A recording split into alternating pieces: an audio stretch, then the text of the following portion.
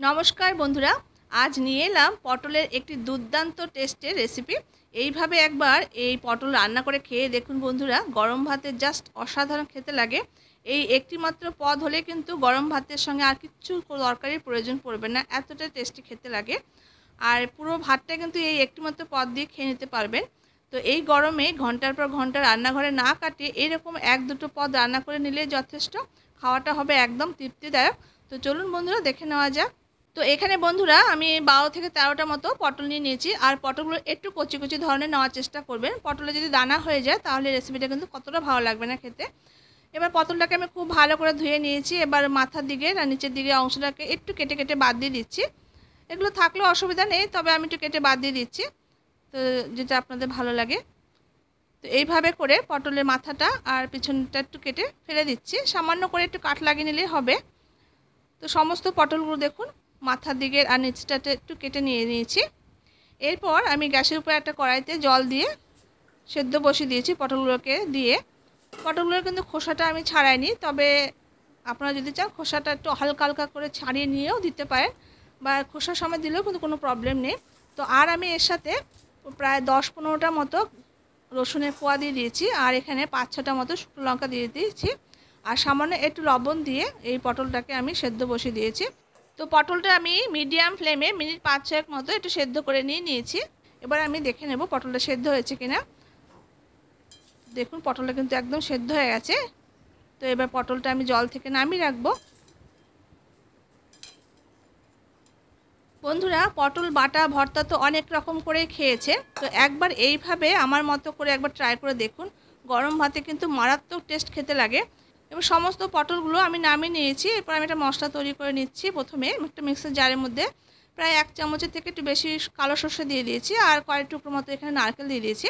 তো প্রথমে শুকনো অবস্থায় সর্ষেটাকে একটু গুঁড়ো করে নিয়েছি দেখুন। এরপর আমি এখানে সেদ্ধ করে রাখা পটলগুলোকে দিয়ে দেবো। তো যেহেতু মিক্সির জারটা ছোট আছে, তো আমি একবারে নয় দুবারে করে দিয়ে পটলটাকে পেস্ট করে নেব। তো দেখুন আমি অল্প করে দিয়ে দিয়েছি। আর এর সাথে যেটা করব, এর সাথে আমি 1 মুঠো মতো চিংড়ি দিয়ে দিয়েছি, বড় যে চিংড়ি হয় সেই চিংড়িটা দিয়ে দিয়েছি। এবার একসঙ্গে এর পেস্ট করে নিয়েছি। তো দেখুন বন্ধুরা, সমস্ত পটলটাকে কিন্তু আমি খুব ভালো করে দেখুন একদম মিহি করে পেস্ট করে নিয়েছি। এরপর আমি রান্নাতে চলে যাব। তো গ্যাসের উপর আমি একটা কড়াই বসিয়ে দিয়েছি, তাতে সরষের তেল দিয়ে দিয়েছি। আর তেলটা কিন্তু একটু বেশি পরিমাণে দিতে হবে, বাটা ভর্তাতে কিন্তু একটু বেশি পরিমাণে তেল দিতে হয়।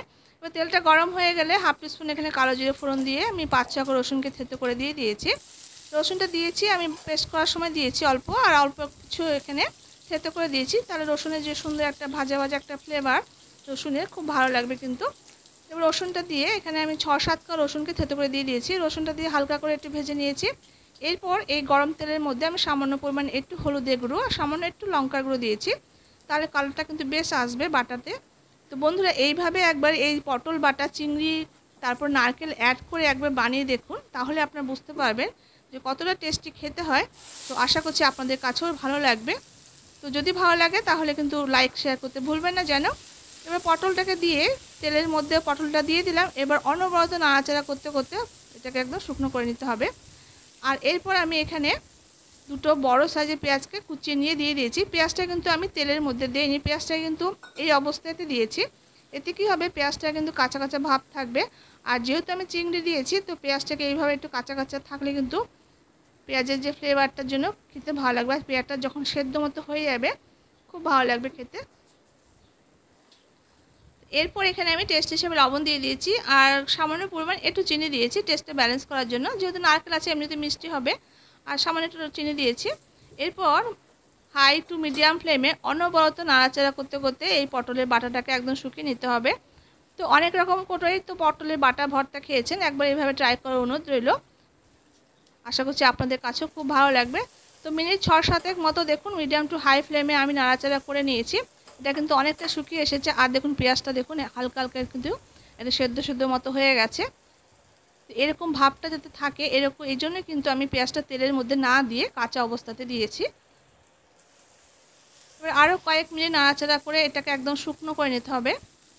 তো যত ভালো করে এটাকে কিন্তু একদম ড্রাই করা হবে, ততই কিন্তু এই টেস্টটা দ্বিগুণ বেড়ে যাবে। তো দেখুন পটলটা কিন্তু খুব ভালো করে আমি একদম ড্রাই করে নিয়েছি, চারদিক থেকে উঠে উঠে আসছে আর পোড়া পোড়া লেগে যাচ্ছে, তখন ভাববেন যে পটল বাটাটা একদম রেডি হয়ে গেছে। এরপর একটা প্লেটে আমি সার্ভ করে নিয়েছি আর উপর থেকে একটু কাঁচা সর্ষে তেল ছড়িয়ে দিয়ে ব্যাস গরম গরম ভাতের সঙ্গে পরিবেশন করুন। বন্ধুরা এত টেস্টি খেতে লাগে গরম ভাতের সঙ্গে, কি বলবো, আপনারা ট্রাই না করে কিন্তু বুঝতে পারবেন না। তো আশা করছি ভালো লেগেছে, ভালো লাগলে অবশ্যই ট্রাই করে দেখবেন, আর কেমন লাগলো কমেন্ট করে অবশ্যই জানাবেন। দেখা হচ্ছে নেক্সট রেসিপিতে, ততক্ষণের জন্য আপনারা সবাই খুব ভালো থাকবেন, সুস্থ থাকবেন, ধন্যবাদ।